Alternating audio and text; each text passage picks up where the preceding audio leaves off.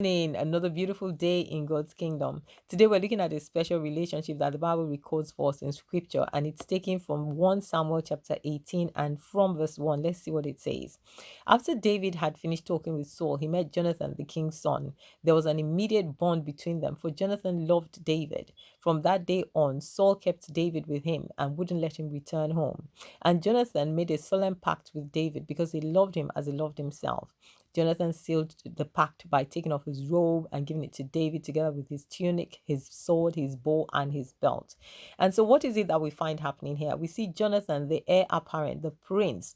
In this story, he was the son of King Saul, and he sees David, a shepherd boy who had come from nowhere and had suddenly become so popular because he had killed Goliath, and everybody loved David.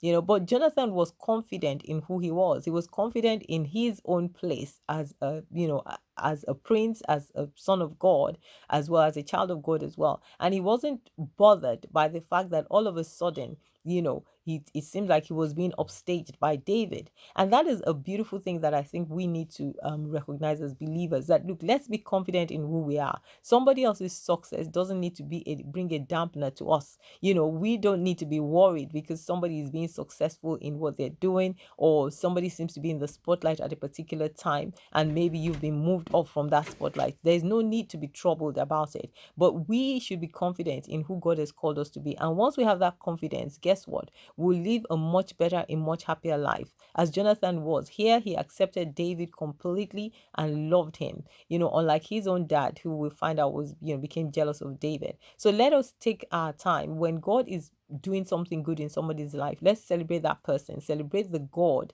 that is working in that person's life, and our lives will only become better. God bless you. Have a beautiful day.